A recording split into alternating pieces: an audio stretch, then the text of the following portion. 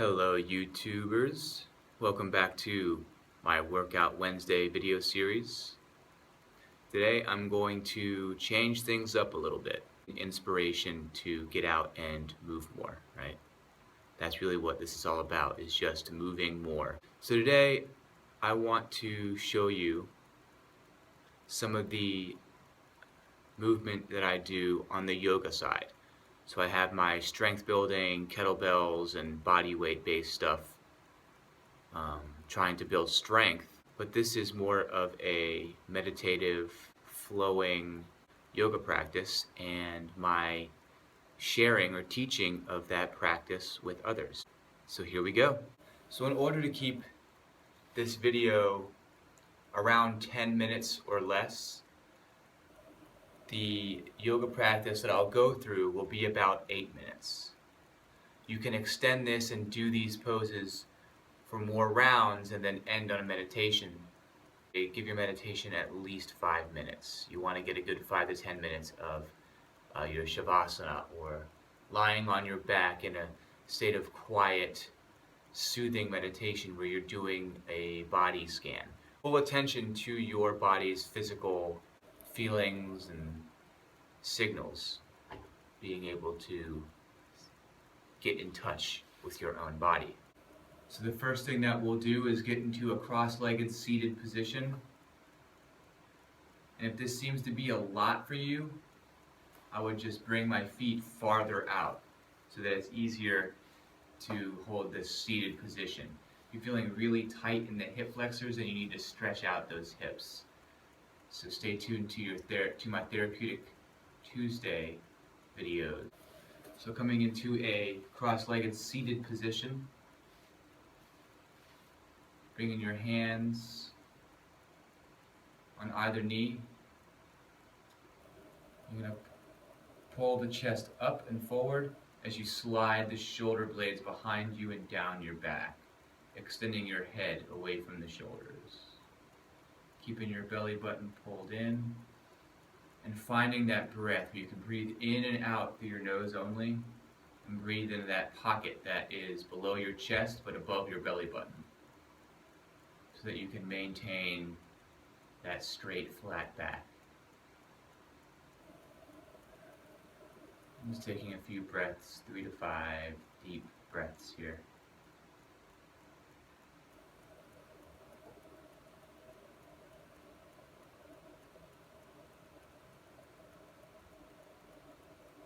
On your last exhale, bring one hand, press into the one leg. So don't press right on the knee, you want to go below the knee. Other hand comes down to the floor. And you're just turning and looking up. Again, that belly button is still pulled in, core is still engaged, chest is lifted so that back is still in a straight line, but you are tilted, gently pressing into this leg. 3, 2, 1, coming back up, switching sides. 3, 2, and 1. Coming back up. Switching sides, so now you're just switching with leg is back and forward. Right, so now you're opposite of how we started as far as this seated position. So we'll start on this side.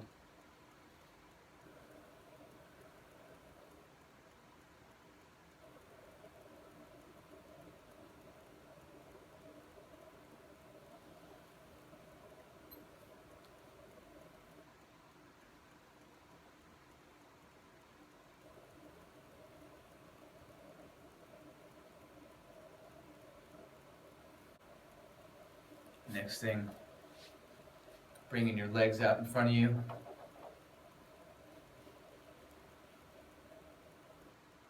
You can either grab underneath the legs and pull yourself forward, or if you're flexible enough, you can grab the feet. And notice how my back is kind of rounded in this position. Ideally, you want to try and push that chest forward, drawing the shoulders back and bring it down. That's more beneficial than reaching farther and having that hump in your upper back. You want to try to flatten that hump out. And breathing through this breath is very important. Into the nose and out the nose.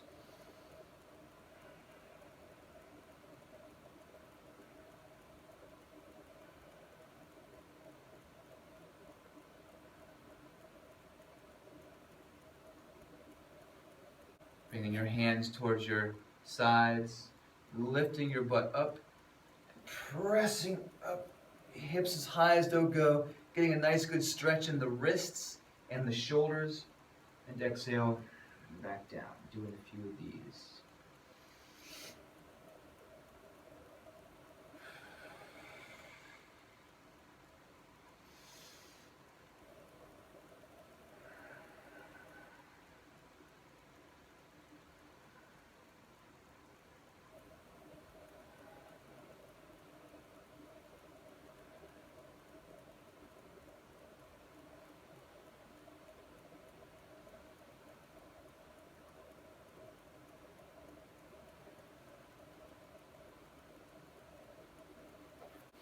Scoot down a little bit, so that you fit fully on your mat.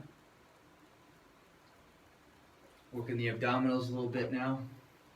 Feet together, toes pointed. Breathing in.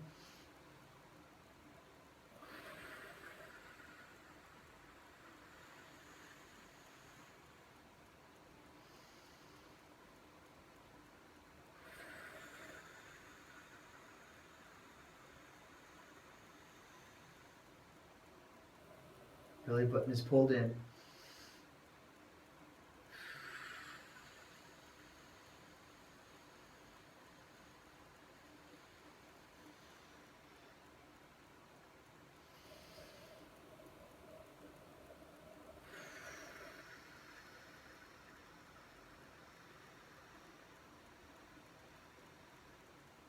One more time.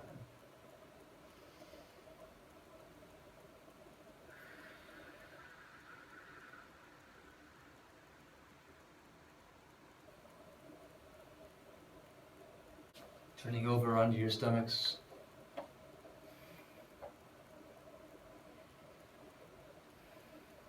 Coming into your plank, and then pressing into a down dog. So you want to make an A-frame with your body. Again, pushing your chest forward towards your thighs or in between your knees. You want to twist your arms so your elbow pits are facing forward. Driving your hips up as you breathe in, driving your heels down to the floor as you breathe out.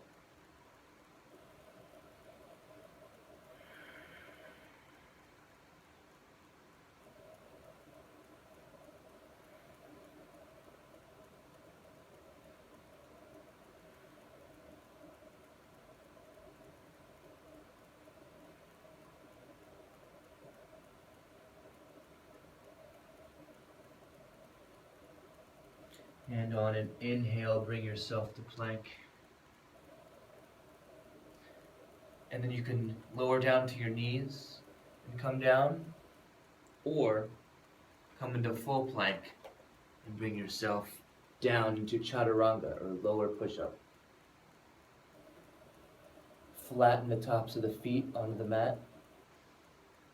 Taking a breath in, and as you breathe out, squeezing the butt muscles as you press your chest up away from the ground, shoulders away from the ears, and looking up slightly.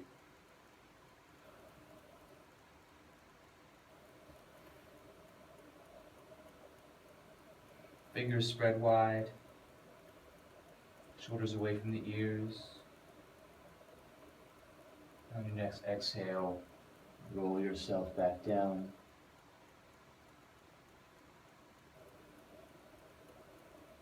Curl the toes back under, pressing up either from the knees or knees up, pressing into full push-up position. Bring in the right knee to the right wrist, and then you're sliding that left knee back. Lowering down into this deep stretch for the glutes here.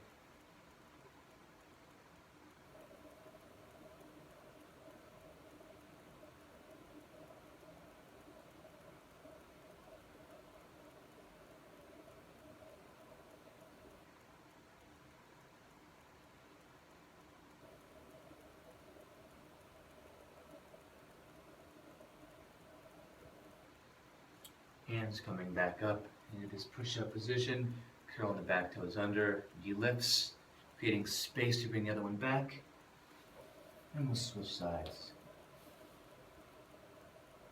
If you want more of a workout, you can always do more chaturangas or the push-ups in between these transitions to make it more of a workout. I'm simply just showing you some floor moves that you can do pretty much every day. You got 8 to 10 minutes that you can do this in the morning to wake your body up, get your nervous system going. It's also great movement therapy. It's great exercise for someone who may be in adrenal fatigue or recovering from adrenal fatigue. Walking your hands back up. Curling the toes under on the back leg, lifting that knee, shooting back. And we'll go through another chaturanga, lowering down, staying strong, flattening tops of the feet, pressing up, either lifting the knees up or keeping the knees down. As long as the glute muscles or the butt muscles are tight, taking that low back, that's important. And shoulders away from the ears so you don't get headaches. And we'll come back into a restorative, grounding, calming pose, child's pose. So in this pose, in this position, is a great way to re-ground yourself. If you're feeling frustrated, if you are angry, this is a great position to get into, bringing your forehead to the mat and just breathe, feeling that breath expand the lower belly, pressing into the thighs and breathing out as it deflates. Very, very calming pose, grounding.